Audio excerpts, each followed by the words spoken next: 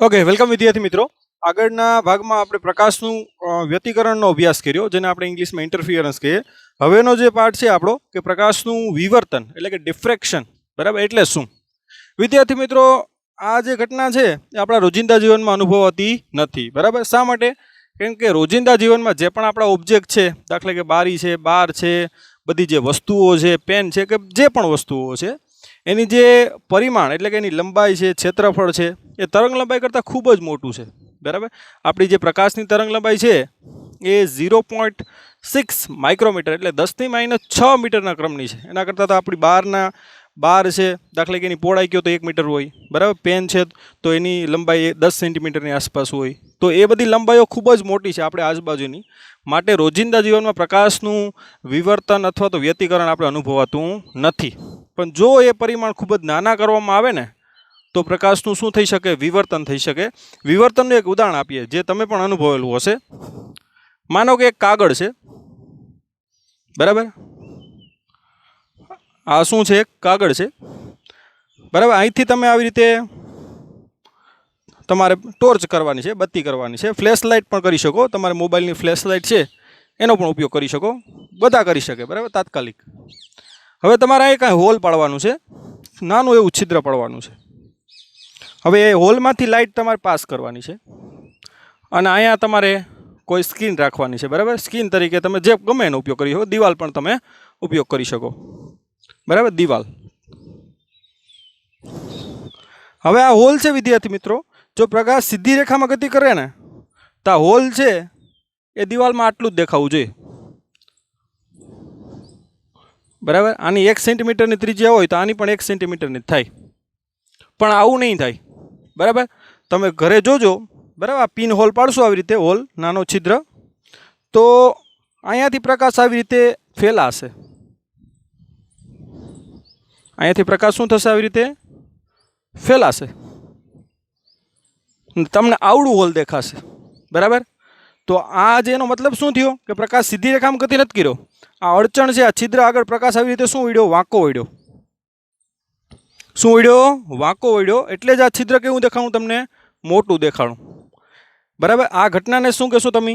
વિવર્તન. આ ઘટના છે ને એને શું કહેવાય? તો કે વિવર્તન. જ્યારે આ તરંગાગ્ર છે, જો આ તમને કહું ને કે આની જે છિદ્રનો વ્યાસ છે એકદમ નાનો હોય, 10⁻, દાખલા કે 3 થી 10⁻5ના ક્રમનો હોઈ શકે. હવે આટલા અંતર માટે તરંગ લંબાઈ કેટલી હોય? 10⁻6 મીટર પ્રકાશની. તો આ તરંગ જે છે પ્રકાશના એ અહીંથી આ હોલમાં અથડાય એટલે શું વળે? વાંકા વળે. એટલે જ આ પ્રકાશ આવી રીતે શું થાય? ફેલાય. એટલે આ ઘટનાને આપણે શું કહીએ? વિવર્તન કહીએ, બરાબર. તો કે તરંગાગ્રના મર્યાદિત ભાગથી નિપજતી અસર છે. આ જો તરંગાગ્રનો આખો ભાગ નથી આવતો, થોડોક મર્યાદિત ભાગ શું થવા દે? આ હોલમાંથી પાસ થાય, બરાબર. જો મોટું કાણું હોય તો એવું થતું નથી. શા માટે? કેમ કે મોટું કાણું હોય તો એની લંબાઈ તરંગ લંબાઈ કરતાં વધી જાય ને, તો એમાં વિવર્તન જોવા મળશે નહીં. આ જે કાણું છે, આ છિદ્ર એકદમ કેવું છે? નાનું હોવું છે, તો જ આવો પ્રકાશ તમારો આમ ફેલાશે, બરાબર. તો આ ઘટનાને આપણે શું કહેશું? તો કે વિવર્તન. વિવર્તનની વ્યાખ્યા સિમ્પલ થઈ ગઈ. તરંગાગ્રના મર્યાદિત ભાગથી જ નિપજતી અસરનું શું કહેવાય?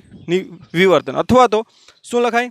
તો કે જ્યારે કોઈ તરંગ, પ્રકાશનું તરંગ કોઈ અડચણ અથવા તો છિદ્રમાંથી, અથવા સ્લિટ કહેવાય ને, એમાંથી પાસ થાય ત્યારે એ શું વળે? વાંકું વળે. આ ગુણધર્મને શું કહી શકો તમે?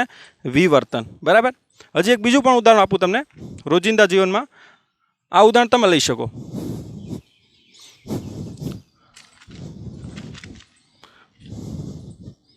માનો કે આવો એક અપારદર્શક પદાર્થ છે તમારી પાસે,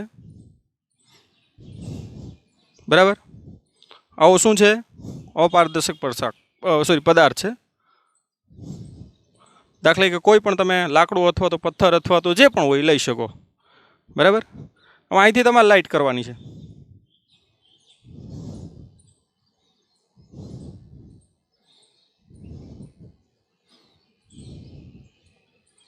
લાઇટ આ બધામાં ફેલાય એ રીતે, બરાબર.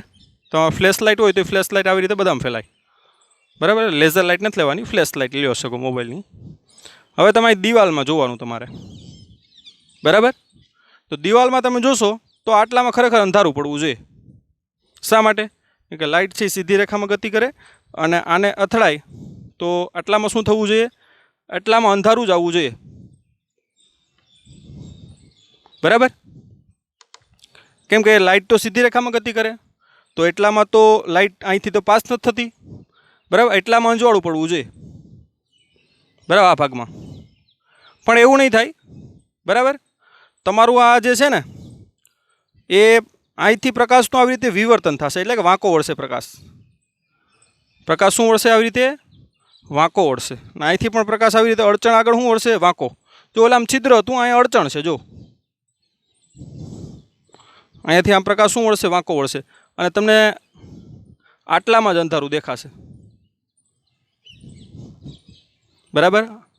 એટલા ભાગમાં અંધારું નહીં દેખાય, પણ આટલા ભાગમાં જ અંધારું દેખાશે. એટલે આ ઘટનાને આપણે શું કહીએ? તો કે વિવર્તન, બરાબર? તો બંને વ્યાખ્યા હું અહીં લખું, બરાબર? વ્યાખ્યા નંબર 1, બરાબર? તરંગ અગ્રના મર્યાદિત ભાગથી નિપજતી અસરને વિવર્તન કહે છે, બરાબર? એ પણ આપણે સમજ્યા. બીજી વ્યાખ્યા, બરાબર, આ રીતે આપી શકો: જ્યારે પ્રકાશનું તરંગ અથવા કોઈ પણ બીજા તરંગો પણ થાય, કે એક્સ રે, યુવી રે, એના પણ થાય, પણ પ્રકાશ આપણે ડીલ કરી રહ્યા છે એટલે પ્રકાશનું લખીએ. જ્યારે પ્રકાશનું તરંગ કોઈ ધાર અથવા તો અડચણ, બરાબર, અથવા તો સ્લિટ એટલે કે છિદ્ર આગળથી પસાર થાય ત્યારે તે શું વળે છે ભાઈ? વાંકું વળે છે, બરાબર? આ ઘટનાને શું કહેશું આપણે?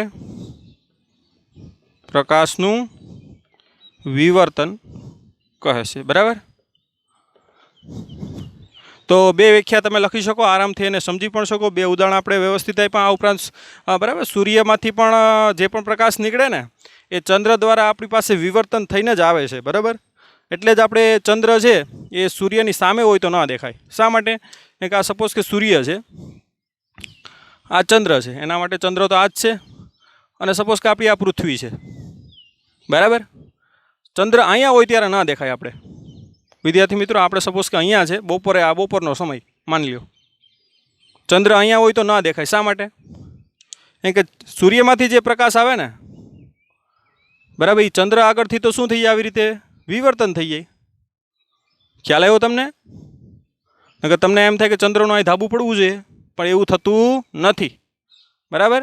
કેમ કે જેટલી ચંદ્રની સાઇઝ છે એ પ્રમાણે તો આપણે આટલામાં અંધારું થઈ જવું જોઈએ, અને આટલામાં અંધારું એનો મતલબ કે આખા કેસ સપોઝ કે જુનાગઢ હોય કે રાજકોટ હોય તો આખામાં અંધારું થઈ જાય. વાસ્તવમાં એવું થતું નથી.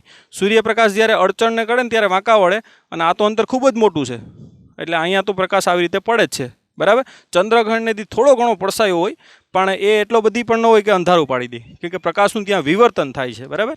એટલે એ ઘટના આપણે અનુભવી શકીએ. તો આ બધી થઈ ગયું પ્રકાશને વિવર્તન લગતા ઉદાહરણો અને એની બે વ્યાખ્યાઓ. હવે આપણે રોજિંદા જીવનમાં ધ્વનિનું વિવર્તન આરામથી થાય છે, તમે બધાએ જોયું હશે, બરાબર? આપણે હોલમાં ટીવી વાગતી હોય તો રસોડામાં પણ ટીવીનો અવાજ આવે, બેડરૂમમાં પણ ટીવીનો અવાજ આવે, ઉપરના કોઈ રૂમ હોય તો એમાં પણ ટીવીનો અવાજ આવે. શા માટે? કેમ કે ધ્વનિ તરંગો છે એનું આરામથી વિવર્તન થાય. શા માટે? કેમ કે ધ્વનિ તરંગોની હવે જે તરંગનું વિવર્તન થવું કે નહીં એ કોના ઉપર આધાર રાખે? તો કે એક વસ્તુ ઉપર, વિવર્તન જે છે એ λ/d ગુણોત્તર ઉપર આધાર રાખે.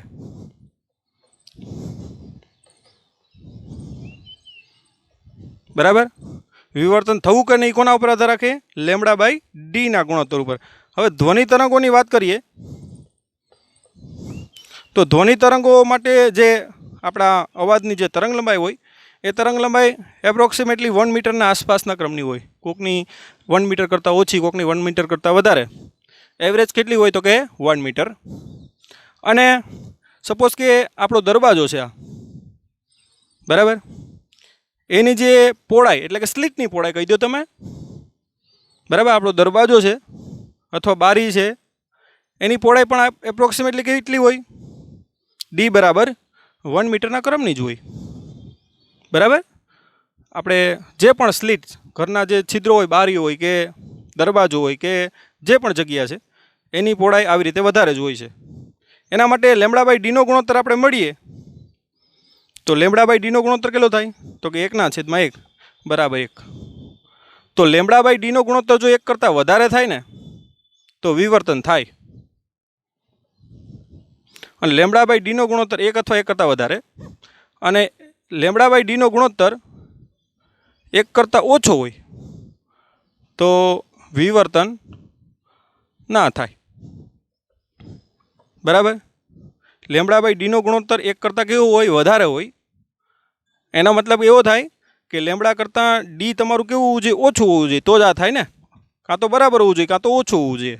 હવે પ્રકાશ માટે તો કેટલું હોય? 10⁻6 મીટરના ક્રમનું હોય.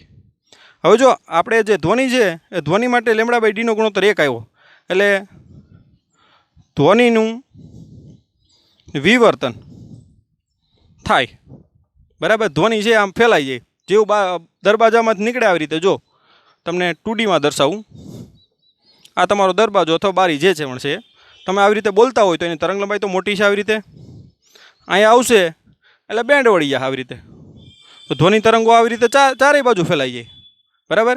અહીંયા કોઈ વ્યક્તિ ઊભી હોય એ પણ તમારો અવાજ તો સાંભળે ને, આપણે જોઈએ જ છે, બરાબર. પણ અહીંયા ઊભેલી વ્યક્તિ ને અહીંયા ઊભેલી વ્યક્તિ એકબીજાને જોઈ શકતી નથી. શા માટે? કેમ કે પ્રકાશ છે આવી રીતે વાંકો વળતો નથી. ખ્યાલ આવ્યો? પ્રકાશ આવી રીતે વાંકો વળતો, આ પ્રકાશ આવી રીતે વાંકો વળતો નથી. આ ધ્વનિ છે એના તરંગો આવી રીતે વાંકા વળે છે, કેમ કે ધ્વનિ માટે લેમડા બાય ડીનો ગુણોત્તર 1 કરતાં કેવો થાય? વધારે. તો ધ્વનિનું આરામથી શું થઈ શકે? વિવર્તન. જ્યારે પ્રકાશ હોય, બરાબર, તો પ્રકાશ છે તો સીધી રેખામાં જ ગતિ કરે આના માટે તો, બરાબર.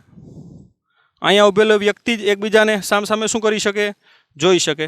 અહીંયા જોઈ શકે નહીં, કે પ્રકાશ છે આવી રીતે વાંકો વળતો નથી. કેમ કે એના માટે આ ડી છે ને એ ખૂબ જ મોટું છે. સપોઝ આપણે ડીને ઓછું કરી દઈએ એકદમ, પણ એ કેટલું ઓછું કરવું પડે? લેમડાના ક્રમનું કરવું પડે.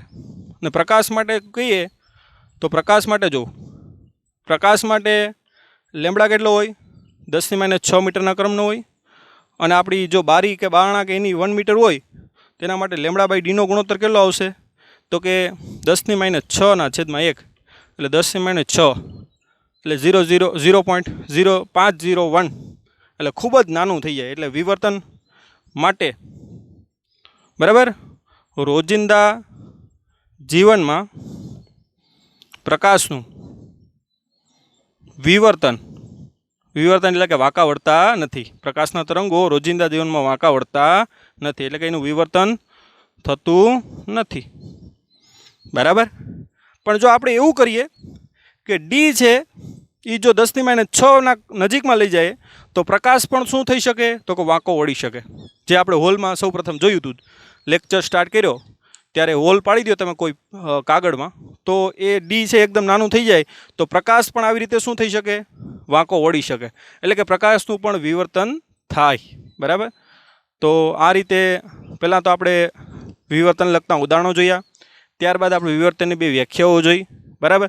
ત્યારબાદ આપણે વિવર્તન થવા માટે લેમડા બાય ડીનો ગુણોત્તર આધાર રાખે. કઈ રીતે આધાર રાખે? તો કે 1 કરતાં મોટો હોય, 1 અથવા 1 કરતાં મોટો હોય તો વિવર્તન થાય, 1 કરતાં નાનો હોય તો વિવર્તન ના થાય, બરાબર. ધ્વનિ તરંગનું આરામથી વિવર્તન થાય, શા માટે એ જોયું, બરાબર. પ્રકાશનું વિવર્તન ના થાય એ પણ જોયું, અને પ્રકાશનું વિવર્તન કરવું હોય તો શું કરવું એ પણ આપણે જોયું, બરાબર. હવે આપણે એ પ્રકાશનું વિવર્તન આપણે કરશું, બરાબર.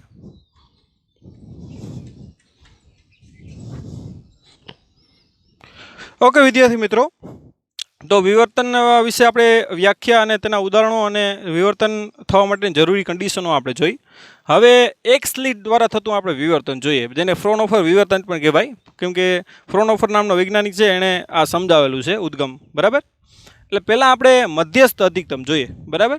તો કેવી રીતે થાય એ જોઈએ. જો માનો કે આ કોઈ સ્લિટ છે, ધ્યાન આપજો. આ શું છે? કોઈ સ્લિટ છે. સ્લિટની પહોળાઈ માનો કે ડી છે અને ડી આપણે ખબર છે લેમડાના ક્રમની રાખવી પડે, એટલે 10⁻6ના ક્રમની રાખવી પડે. સ્લિટની પહોળાઈ કેટલી રાખવી પડે તો જ પ્રકાશનું ખબર છે કે વિવર્તન થાય, બાકી તો પ્રકાશ સીધે સીધો નીકળી જાય. આ પ્રકાશની તરંગ લંબાઈ છે.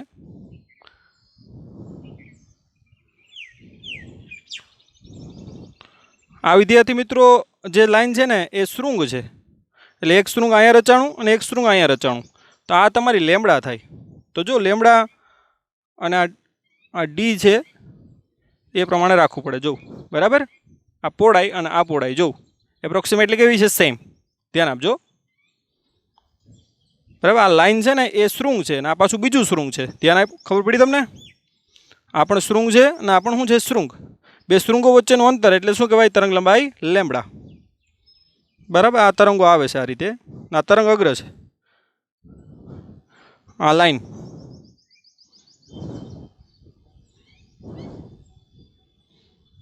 બરાબર, 3 આપણે કિરણો લઈ લઈએ આ રીતે. સરળતા ખાતર કેટલા લઈ લઈએ કિરણો? 3.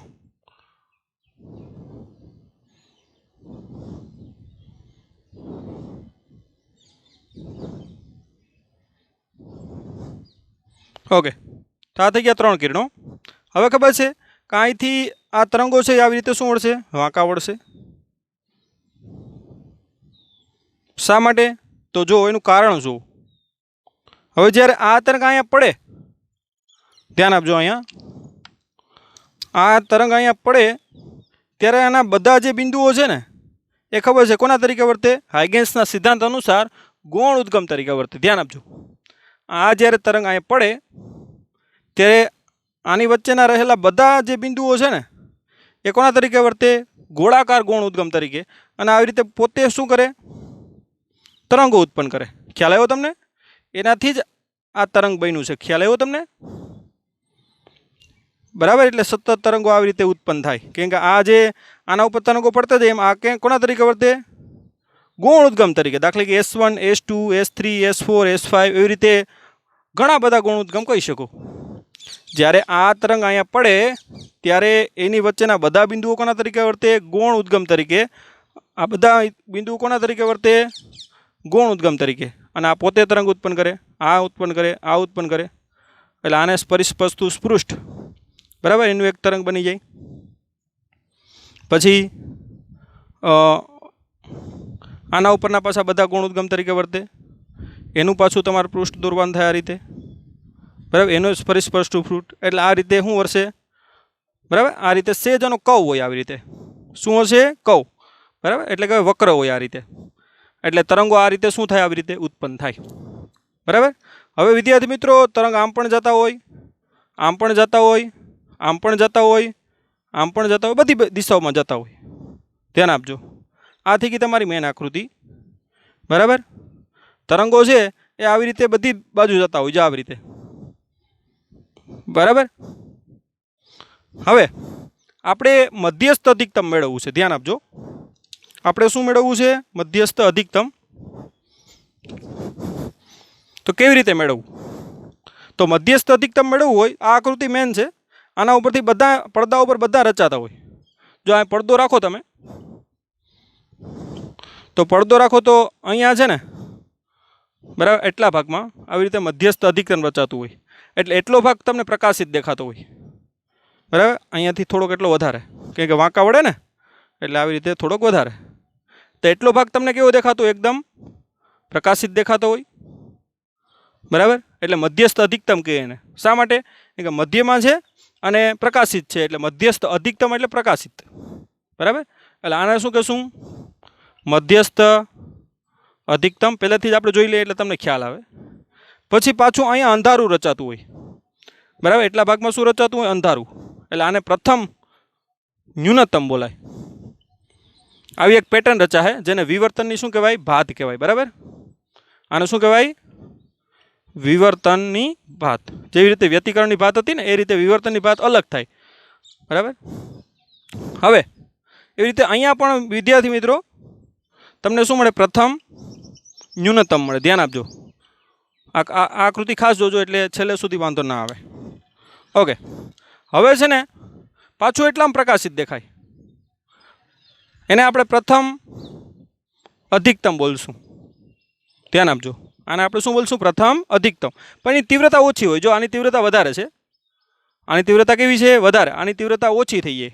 શા માટે? તો એનું રીઝન પછી જોશું આપણે. હવે વ્યતિકરણના પ્રયોગમાં બધાની તીવ્રતા સરખી હતી સલાકાઓની, પણ આમાં એની તીવ્રતા સમાન. અને સલાકા નહીં બોલીએ આપણે, આને અધિકતમો અને ન્યૂનતમ બોલશું. બરાબર?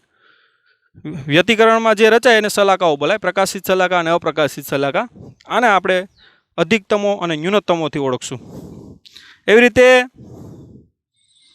આ જે છે એ પણ તમારું શું છે?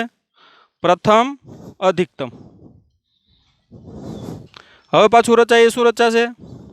તો કે દ્વિતીય ન્યૂનતમ. બરાબર? એવી રીતે નીચે પણ શું રચાશે? દ્વિતીય ન્યૂનતમ. બરાબર? આવી રીતે વચ્ચે મધ્યસ્થ અધિક્રમ રચાય, પછી પ્રથમ ન્યૂનતમ, પછી પ્રથમ અધિકતમ, દ્વિતીય ન્યૂનતમ, દ્વિતીય અધિકતમ. આવી રીતે પડદામાં શું રચાય? તો કે ભાત રચાય. તીવ્રતા ઘટી જાય. તીવ્રતા સૌથી વધારે કોની હોય?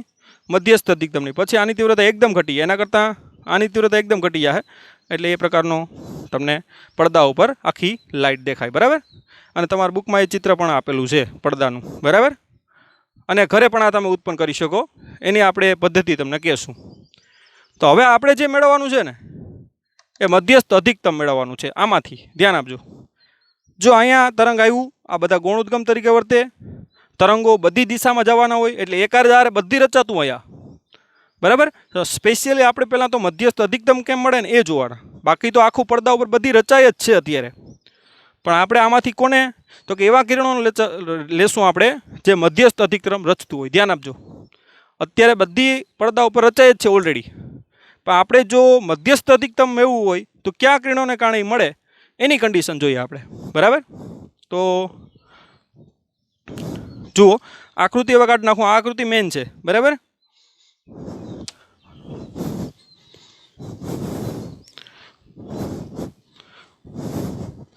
ઓકે, આપણે મધ્યસ્થ અધિકતમ મેળવીએ. આ સ્લીટ છે તમારી, ધ્યાન આપજો. આ તરંગો આવે છે આ રીતે. આપણે જોઈએ 3 તરંગો લઈ લઉં. આની તરંગ લંબાઈ સપોઝ કે લેમડા. બરાબર? હવે આ કિરણો આપણે આગળ વધારીએ. હવે મધ્યસ્થ અધિકતમ લેવા હોય ને તો તમારે થીટા બરાબર 0 વાળા કિરણો લેવાના. થીટા એટલે 0 કોને થાય? આનાથી. આ પ્રસરણની દિશા છે ને એની સાથે ખૂણો કેટલો બનાવે? આ થીટા બરાબર 0. એવા કિરણો લેવાના આપણે. મધ્યસ્થ અધિકતમ લેવું હોય તો કયા કિરણો લેવાના? થીટા બરાબર 0 વાળા કિરણો લેવાના. બરાબર? એટલે સીધા આવી રીતે આવતા હોય. હવે પડદો દૂર રાખો ને ત્યારે મધ્યસ્થ અધિકતમ મળે. જો તમે લેન્સનો ઉપયોગ કરો તો કિરણો વહેલા કેન્દ્રિત થઈ જાય, તો પડદો એ રીતે તમે નજીક પણ તમે રાખી શકો. બાકી લેન્સની કોઈ જરૂર છે નહીં. બરાબર? હવે તમને કહેશો કે હવે જો આ બધા કિરણો છે થીટા બરાબર 0 વાળા લ્યો તમે. અહીં ધ્યાન આપજો. અહીં ઘણા ઉદ્ગમ તમે વિચારી શકો આવી રીતે. ગૌણ ઉદ્ગમ. બરાબર? આ બધા ઉદ્ગમમાંથી પ્રકાશ નીકળે એ અહીંયા પહોંચે. બરાબર? તો બધાને સમય કેવો લાગે? એક જ લાગે. એટલે બધાએ કાપેલો રસ્તો કેવો થાય? સેમ થાય. બધાએ કાપેલો રસ્તો કેવો થાય? સેમ. એટલે કે અહીંયા પદ તફાવત કેવો થાય તમારો? કેવો થાય? 0. અને પદ તફાવત 0 હોય તમારો ડેલ્ટા એક્સ તો કયું વિવર્તન થતું હોય? સોરી, વ્યતિકરણ કયું થાય? સહાયક વ્યતિકરણ. તમે કહેશો કે આ તો વિવર્તનનો ટોપિક ને વ્યતિકરણ ક્યાં આવી ગયું? વિદ્યાર્થી મિત્રો, તમને કહી દઉં કે વિવર્તન જે છે એ વ્યતિકરણને કારણે જ થાય છે. બરાબર? ધ્યાન આપજો. વિવર્તન છે એ વ્યતિકરણને જ કારણે થાય. આ બધા ઉદ્ગમો છે ને, બરાબર, એમાં વ્યતિકરણથી જ આ વસ્તુ ઉત્પન્ન થાય. હું તમને કહું કે આ બધા ઉદ્ગમમાંથી પ્રકાશ નીકળે એ અહીંયા પહોંચે ને મધ્યમાં. બરાબર? ત્યારે બધાએ કાપેલો રસ્તો કેવો થાય? સેમ. એટલે પદ તફાવત કેવો થાય? 0. અને પદ તફાવત 0 હોય, ખબર છે? પદ તફાવત બરાબર n લેમડા. જે n બરાબર 0 હોય તો પદ તફાવત 0. એનો મતલબ કે આ કોની શરત છે? સહાયક વ્યતિકરણની છે ને, એટલે પ્રકાશિત દેખાય. તો પદ તફાવત તમારો 0 હોય તો કયું વ્યતિકરણ રચાતું હોય? સહાયક. અને સહાયક વ્યતિકરણ એટલે અહીં કેવું દેખાય? પ્રકાશિત દેખાય. એને જ કારણે મધ્યસ્થ શું રચાય? અધિકતમ. તમે કહેશો કે આણે તો રસ્તો ઓછો કાપ્યો, આણે રસ્તો વધારે કાપ્યો, પણ એવું નથી. જ્યારે આ વચ્ચેથી નીકળે ત્યારે લેન્સમાં એને વધારે પાસ થવું પડે અને લેન્સમાં એનો વેગ ઘટી જાય. આને લેન્સમાંથી ઓછું પાસ થવું પડે, બરાબર, અને હવામાંથી વધારે પાસ થવાનું થાય. એટલે બધા એક જ આરે અહીંયા પહોંચવાના છે. ખ્યાલ આવ્યો? એટલે પદ તફાવત કેવો થાય? 0 જ થશે.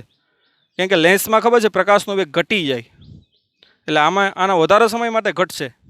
તો આમ ભલે અંતર ઓછું હોય, પાછું આને આરે જ અંતર આટલે આરે જ એક જ સમય અહીં પહોંચવાના. એટલે પદ તફાવત કેવો થાય? 0 જ થવાનો. પદ તફાવત 0 એને મતલબ કે એક જ આરે અહીંયા પહોંચ્યા, બરાબર. તો અહીંયા સહાયક વ્યતિકરણ થાય, એને કારણે તમને શું મળે? તો કે અહીંયા મધ્યસ્થ તમને શું મળે? અધિકતમ મળે. તો મધ્યસ્થ અધિકતમ તમારે મેળવવું હોય તો શું કરવું પડે? તો કે θ બરાબર 0 વાળા લેવા પડે, અને θ બરાબર 0 વાળા કિરણો લ્યો. જાઓ બધા કિરણો જાય છે, પણ તમારે ક્યાં લેવાના? આ θ બરાબર 0 વાળા હોય ને એ જ લેવાના, બરાબર. એ બધા કિરણો જે છે એને કારણે પદ તફાવત કેવો હોય? તો કે 0. સહાયક વ્યતિકરણ થાય, એને જ કારણે પ્રકાશિત દેખાય, અને તમારું મધ્યસ્થ અધિકતમ અહીંયા રચાશે. હવે આપણે પ્રથમ ન્યૂનતમ મેળવશું. ધ્યાન આપજો, આપણે આકૃતિ દોરી જ ત્યાં અહીંયા. પ્રથમ શું મેળવીએ? ન્યૂનતમ. આ લખી લ્યો. ઓકે વિદ્યાર્થી મિત્રો, તો હવે આપણે પ્રથમ ન્યૂનતમ જોઈએ. આપણે પડદામાં જોયું હતું પહેલાં મધ્યસ્થ અધિકરણ રચાય, પછી બંને બાજુ પ્રથમ શું રચાય? ન્યૂનતમ. તો પ્રથમ ન્યૂનતમ કેવી રીતે રચાય નહીં જોઈએ. તો પ્રથમ ન્યૂનતમ, ન્યૂનતમ એટલે અપ્રકાશિત, બરાબર. પહેલું અપ્રકાશિત એટલે પ્રથમ ન્યૂનતમ બોલશું આપણે. ઓકે, આ સ્લીટ આપણી, ધ્યાન આપજો અહીંયા.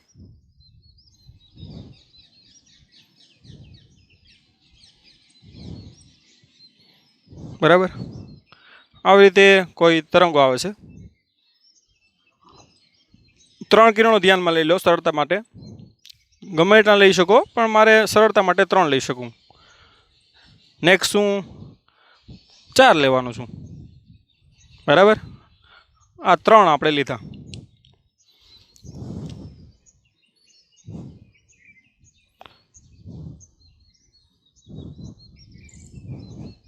ઓકે, હવે તમને ખબર છે કે જ્યાં આ તરંગ અહીંયા પડશે એટલે આ બધા બિંદુઓ કોના તરીકે વધશે? ધ્યાન આપજો. આ તરંગ જે છે, તરંગ અગ્ર, એના ઉપરના બધા જે બિંદુઓ છે, દાખલા કે હું 10 વિચાર લઉં, ગૌણ ઉદ્ગમ 10 ગૌણ ઉદ્ગમ વિચાર લઉં, બરાબર. આ 1, આ 2, આ 3, આ 4, આ 5, બરાબર. અહીંયા 5 લઈ લો. આ 4, આ 5, આ 6, આ 7, 8, 9 અને આ 10. કેટલા ગૌણ ઉદ્ગમ લઈ લીધા? તો કે 10. આ 10 ગૌણ ઉદ્ગમ છે ને એ સુસંબદ્ધ ઉદ્ગમ છે, કે એક જ તરંગ અગ્ર પરના છે, બરાબર. તમને દેખાતા હશે. આ S1 થી કેટલા લીધા આપણે? S10, 10 ગૌણ ઉદ્ગમ લઈ લીધા. આ બધા શું કરશે? ગૌણ ઉદ્ગમો, ગૌણ તરંગો પેદા કરશે, બરાબર. અને બધી બાજુ આપણે આવી રીતે કિરણો જાય. પણ આપણે હવે કિરણો ક્યાં લેવાના છે? ધ્યાન આપજો, બરાબર. આપણે થીટાવાળા કિરણો જ લેવાના છે ધ્યાનમાં. પ્રથમ ન્યૂનતમ સમજવા માટે ક્યાં ખૂણો કિરણો લેવાના છે આપણે? થીટાવાળા, બરાબર. ધ્યાન આપજો. માનો કે સ્લીટની પહોળાઈ છે, આ સ્લીટની પહોળાઈ એ D છે, બરાબર.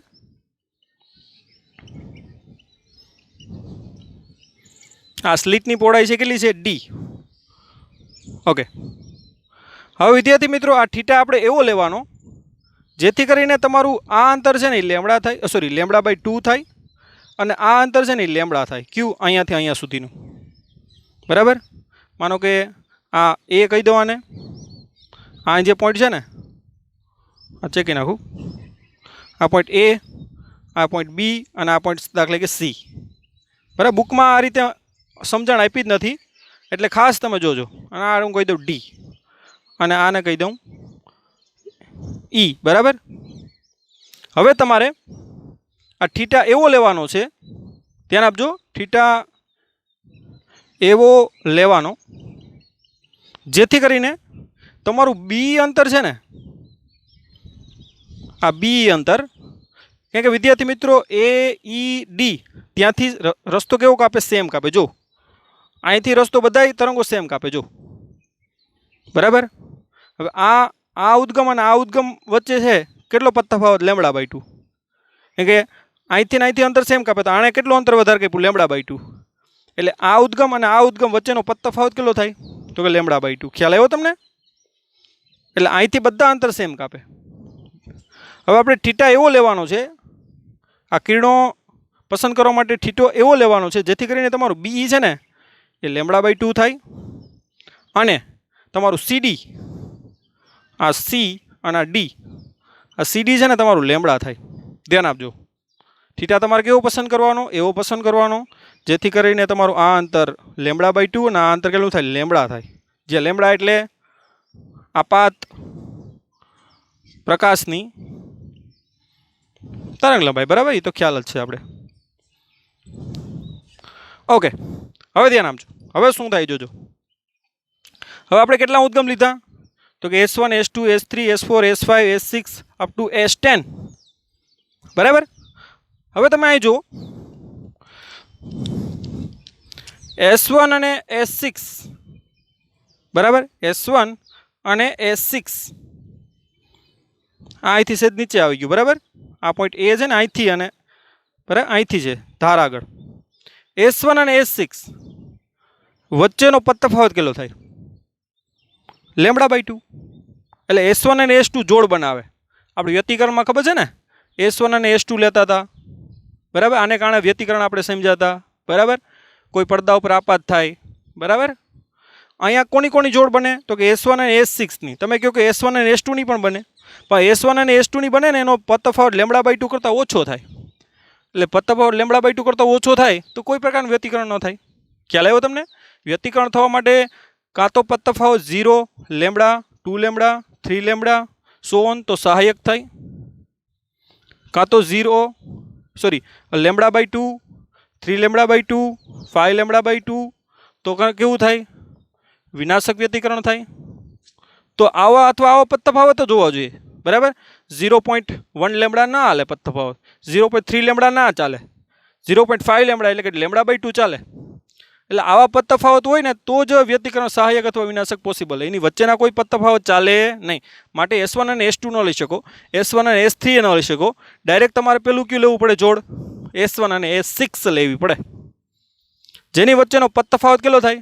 Δx બરાબર λ/2. માટે કેવું વ્યતિકરણ થાય?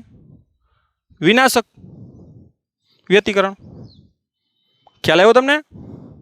એવી રીતે S2, બરાબર, S2 અને કોની વચ્ચે જોડ બને? S7 વચ્ચે. એની વચ્ચે પણ વિનાશક, કેમ કે એની વચ્ચે પણ તફાવત કેટલો થાય? λ/2. કેમ કે અહીંથી જેટલું આગળ વધ્યા એટલું જ અહીંથી આપણે આગળ વધ્યા. એની વચ્ચેનો તફાવત પણ Δx કેટલો થાય? λ/2 સો ઓન. એવી રીતે S5, ધ્યાન આપજો, S5 અને S10. S5 એટલે અહીંયા આવી ગયા ને, અને S10 એટલે અહીંયા આવી ગયા. એના વચ્ચેનો તફાવત λ - λ/2 એટલે λ/2. બરાબર. આની નાની વચ્ચેનો તફાવત કેટલો થાય? આ અંતર λ/2 અને આ અંતર લેમ્બડા, તો લેમ્બડામાંથી λ/2 જાય તો λ/2. એટલે એની વચ્ચેનો તફાવત પણ કેટલો થાય? λ/2. અને λ/2 તફાવત હોય તો કયું વ્યતિકરણ થાય? વિનાશક. એનો મતલબ એ થાય કે આ ગુણ ઉદ્ગમો અને આ ગુણ ઉદ્ગમો વચ્ચે જે જોડ બને ને એ બધાને કારણે કેવું વ્યતિકરણ થાય? તો કે વિનાશક વ્યતિકરણ. અને વિનાશક વ્યતિકરણ થાય તો આ કિરણો દ્વારા જે પડદા ઉપર રચાય એ કેવું રચાય? અપ્રકાશિત, જેને આપણે શું કહીએ? પ્રથમ ન્યૂનતમ. તો આ રીતે વ્યતિકરણની ઘટના જ થાય છે અંદર. બરાબર. તો તમે આરામથી જો અહીંયા લેન્સ મૂકી દો અને એના દ્વારા જે કિરણો અહીંયા મળે તમને, અહીંયા તમારું શું રચાશે? પ્રથમ ન્યૂનતમ. બરાબર. તો આ ખાસ તમારે નોટ કરવું પડે. બરાબર, કે આવી રીતે ગૌણ ઉદ્ગમની જોડ, ઉપરના ગૌણ ઉદ્ગમો, નીચેના ગૌણ ઉદ્ગમો જોડ ભેગા મળીને શું બનાવે? વિનાશક વ્યતિકરણ. આ બધી કન્ડિશનો ખાસ તમારે લખવી પડે. તો આ રીતે અન્ડરસ્ટેન્ડિંગના બેઝ ઉપરથી તમે પ્રથમ ન્યૂનતમ સમજાવી શકો. બુકમાં આ રીતે કોઈ અન્ડરસ્ટેન્ડિંગ આપેલી નથી, એટલે વ્યવસ્થિત તમે આને વ્યવસ્થિત રીતે ઉતારજો, સમજજો. બરાબર. વિડીયોને ખાસ વિદ્યાર્થી મિત્રો તમે ઓફલાઈનમાં ડાઉનલોડ કરી અને તમે જોજો. જ્યારે પણ રાત્રિના સમયગાળામાં તમે તમારા મમ્મી પપ્પાને કહો અથવા તો જે જાગતા હોય એને કહો, બરાબર, તમે જો સૂઈ જતા હોય તો, જેથી કરીને ઓફલાઈનમાં વિડીયો ડાઉનલોડ કરી અને ગમે ત્યારે તમે એને જોઈ શકો, બરાબર. આપણે કોઈ વ્યૂ અથવા કોઈ લાઇક અથવા કોઈ સબસ્ક્રાઈબની કોઈ જરૂર છે નહીં, બરાબર. તમે એજ્યુકેશન સારામાં સારું લ્યો અને સારામાં સારું રિઝલ્ટ લ્યો, એ જ આપણા માટે ઉપયોગી છે, બરાબર. ઓકે વિદ્યાર્થી મિત્રો, તો હવે આપણે નેક્સ્ટ આપણે પ્રથમ અધિકતમનો અભ્યાસ કરીએ, બરાબર. તો નેક્સ્ટ જોઈએ પ્રથમ અધિકતમ. તો એના માટે કેવા કિરણો લેવા જોઈએ, કઈ રીતનું થાય એ આપણે જોઈએ. ઓકે વિદ્યાર્થી મિત્રો, સ્ક્રીનશોટ પાડી અને ફટાફટ એને ઉતારી લ્યો. ઓકે,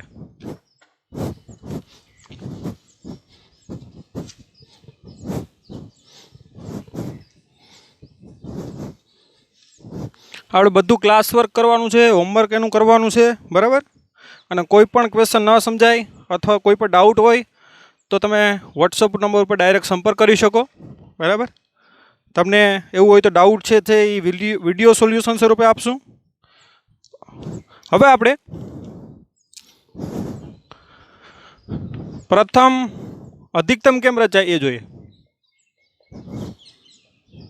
પ્રથમ અધિકતમ એટલે પ્રથમ પ્રકાશિત, જેને આપણે અધિકતમ બોલીએ.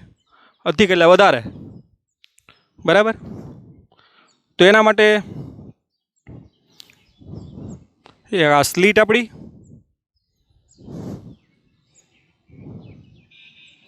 થોડીક સ્લીટ હું મોટી લઈ લઉં, વાસ્તવમાં તો એકદમ નાની જ હોય. નરી આંખે તમે એને જોઈ પણ ન શકો એ છિદ્રને, એટલી નાની હોય. મેં તમને કીધું તો એમ હવે આમાં હું સરળતા માટે 4 કિરણો લેવાનું,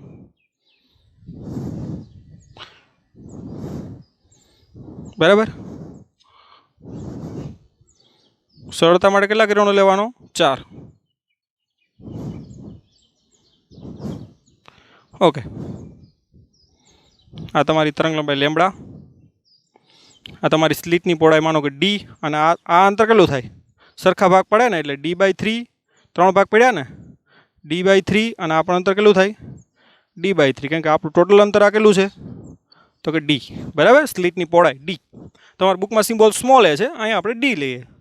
સિમ્બોલથી કોઈ આપણે પ્રોબ્લેમ થવાનો નથી. ઓકે, હવે તમને કીધું એમ આ તરંગ અગ્ર આના ઉપર પડે ત્યારે એના વચ્ચેના બધા જે કોના તરીકે વર્તે, ગૌણ ઉદ્ગમ તરીકે. હવે આપણે 15 ગૌણ ઉદ્ગમ લઈએ, અનંત લઈ શકો ગૌણ ઉદ્ગમ. આપણે સરળતા માટે કેટલા લઈએ, 15. તો આ 1, આ 2, 3, 4, 5, 6, 7, 8, 9, 10, 11, 12, 13, 14 અને 15. S1 થી ક્યાં સુધી લીધા અમે ગૌણ ઉદ્ગમ, S1 થી લઈને S15 એટલે 15 સુધીના ગૌણ ઉદ્ગમ લીધા. 5, 5 અને 5, બરાબર. 15 ગૌણ ઉદ્ગમ લીધા, ધ્યાન આપજો. હવે આ બધા ગૌણ ઉદ્ગમ છે પોતે તરંગો ઉત્પન્ન કરે અને અલગ અલગ પ્રકારના વ્યતિકરણો રચી શકે. હવે મારે પ્રથમ અધિકતમ રચવું છે, તો બધા કિરણો જાય એમાંથી કયા કિરણો લઈ, તો કે થીટા ડેશ ખૂણો લઈ, એવા કિરણો પસંદ કરી. અને થીટા ડેશ એવો લેવાનો છે, ધ્યાન આપજો, ધ્યાન આપજો. અહીંથી હું લંબ દોરું, અહીંથી બધાનો રસ્તો કેવો થાય, સેમ થાય. તો આ લંબ છે મારો, માનો કે આ એ, બરાબર. આને કહી દો એક્સ, આને કહી દો વાય, અને આને કહી દો બી, બરાબર. આને x1 કહી દો, અને y1 કહી દો, અને એમ કહી દો આને. રેડી, નો પ્રોબ્લેમ. જે સિમ્બોલ તમારે લેવા હોય લઈ શકો, બરાબર. x1, y1, બરાબર. એ એક્સ વાય બી અને આ એમ. હવે અહીં લખવાનું ખાસ, થીટા ડેશ એવો લેવાનો, ટૂંકમાં થીટા ડેશ લઈ અને એવા કિરણો પસંદ કરવાના જેથી તમારું જે x1 છે એ λ/2 થાય. ધ્યાન આપજો, x1 છે એ λ/2 થાય. λ/2 માં λ/2 નાખો તો આ લેમ્બડા થાય, અને લેમ્બડામાં λ/2 નાખો તો આ કેટલું થવું જોઈએ, 3λ/2.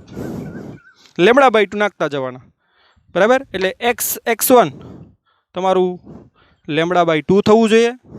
એવી રીતે y y1 કેટલું થવું જોઈએ? લેમ્બડા થવું જોઈએ. અને bm કેટલું થવું જોઈએ? 3 લેમ્બડા બાય 2 થવું જોઈએ. લેમ્બડા બાય 2 નાખતું જવાનું, યાદ રાખવાની એટલી કંઈ જરૂર નથી, બરાબર? યાદ રહી જાય, લેમ્બડા બાય 2 નાખતું જવાનું, બરાબર? x1 lambda by 2, y1 lambda, અને bm કેટલું થવું જોઈએ? 3 લેમ્બડા બાય 2 થવું જોઈએ. આવા કિરણો આપણે પસંદ કરવાના છે. ઓકે વિદ્યાર્થી મિત્રો, તો હવે શું થાય જો, હવે તમને ખબર છે અહીંયા લખીએ આપણે S1, ધ્યાન આપજો. પહેલાં તો S1 અને S2 વચ્ચે જોડ બનશે નહીં. શા માટે? તો કે લેમ્બડા બાય 2 કરતાં ઓછો તફાવત બને, એટલે ખ્યાલ છે S1 અને S6 રચે. S1 અને S6 વચ્ચેનો તફાવત કેટલો થાય? કે આ સેજ નીચે આવી ગયું, તો અહીં પણ સેજ નીચે આવ્યું ને, લેમ્બડા બાય 2 થશે. એની વચ્ચેનો તફાવત આ કેટલો થાય? લેમ્બડા બાય 2, બરાબર? આ કિરણો જોઉં આણે અંતર 0, તો એની સાપેક્ષ આણે અંતર લેમ્બડા બાય 2 વધારે કાપ્યું ને, તો એનો તફાવત કેટલો થયો? Lambda by 2. એટલે S1 અને S6 જોડ બનાવે, બરાબર? અને વ્યતિકરણ રચે, અને ક્યું વ્યતિકરણ રચે? એનો તફાવત કેટલો થાય? Lambda by 2. વિનાશક વ્યતિકરણ, બરાબર? એવી રીતે S2 અને S7 પણ, એની વચ્ચે પણ તફાવત કેટલો થાય? લેમ્બડા બાય 2, વિનાશક. એવી રીતે S5 અને S10, એની વચ્ચે પણ તફાવત કેટલો થાય? લેમ્બડા બાય 2, વિનાશક વ્યતિકરણ, બરાબર? તો પહેલાં 5 ઉદ્ગમ અને પછીના 5 ઉદ્ગમ એકબીજાની અસર નાબૂદ કરી નાખે, એટલે કે વિનાશક વ્યતિકરણ રચી નાખે. એટલે એને કારણે કોઈ તમને તીવ્રતા મળશે નહીં પડદા ઉપર. જો આ પડદા ઉપર અહીં કોઈ એને કારણે તીવ્રતા મળશે નહીં. પણ એક બાકી રહી ગયું, ક્યું? આ છેલ્લું YB, એની જે વચ્ચે 5 ઉદ્ગમ છે, ક્યાંથી ક્યાં સુધીના? S11 થી S15. દાખલા કે X11 ને X12 વચ્ચે કોઈ વ્યતિકરણ થશે તો કે નહીં. S11 ને X15 વચ્ચે તો કોઈ પ્રકારના વ્યતિકરણ નહીં થાય, બરાબર? S11 થી S15 વચ્ચે કોઈ વ્યતિકરણ, એટલે કે સહાયક અથવા વિનાશક વ્યતિકરણ થશે નહીં. શા માટે? કેમ કે કોઈ જોડ જ ના બને એ રીતે. મેં તમને કીધું ને, તફાવત કાં તો 0 લેમ્બડા 3 2 લેમ્બડા 3 લેમ્બડા એવો હોવો જોઈએ, કાં તો તફાવત lambda by 2 3 lambda by 2 5 lambda by 2 એવો હોવો જોઈએ. એ કોઈ પોસિબલ નથી. એટલે આની તીવ્રતા ડાયરેક્ટ તમને મળશે અહીંયા. આની તીવ્રતા તમને શું મળશે? ડાયરેક્ટ, બરાબર? અને S11 થી S15 સુધીના જે ઉદ્ગમો છે ને, એ કોઈ વ્યતિકરણ ન રચવાને કારણે અહીંયા તીવ્રતા મળે. ખ્યાલ આવ્યો તમને? લેન્સ તો હું ભેગા કરવા માટે રાખું, બાકી પડદો દૂર રાખવો પડે. એટલે એને કારણે તમને આ અધિકતમ મળે, જેને આપણે શું કહીએ? પ્રથમ અધિકતમ. તો પ્રથમ અધિકતમ મેળવવાનું કારણ કોઈ વ્યતિકરણ નથી થતું, એટલે સહાયક પણ નથી થતું અને વિનાશક પણ નથી થતું, બરાબર? એની તીવ્રતા તમને ડાયરેક્ટ મળે. પણ એની તીવ્રતા ઘટી જવાની છે. મધ્યસ્થ અધિકતમ ઘટીએ, કારણ કે આ ઉદ્ગમો આપણે કંઈ કામ ના આવ્યા, એટલે જ તમારી તીવ્રતા ઘટે. મેં વાત કરી હતી તીવ્રતા શા માટે ઘટે, બરાબર? આને કારણે, કેમ કે આ ઉદ્ગમો ને આ ઉદ્ગમો વિનાશક કરી નાખ્યું. માત્ર આ ઉદ્ગમને કારણે જ અહીં તીવ્રતા મળે. એટલે મધ્યસ્થ અધિકતમ કરતાં તીવ્રતા એની ઓછી હોય, બરાબર? એપ્રોક્સિમેટલી હું તમને કહું ને તો 62માં ભાગની થઈ જાય, બરાબર? અહીંયા I0 હોય તો અહીંયા I0 બાય કેટલી થઈ જાય? એપ્રોક્સિમેટલી 62, બરાબર? તો આ રીતે તમે પ્રથમ અધિકતમ પણ સમજી શકો, બરાબર? હવે આપણે મધ્યસ્થ અધિકતમની કોણીય પહોળાઈ અને રેખીય પહોળાઈ મેળવવાના છે. ફટાફટ આનો તમે લખી લ્યો, બરાબર? સ્ક્રીનશોટ પાડીને ફટાફટ લખી લ્યો.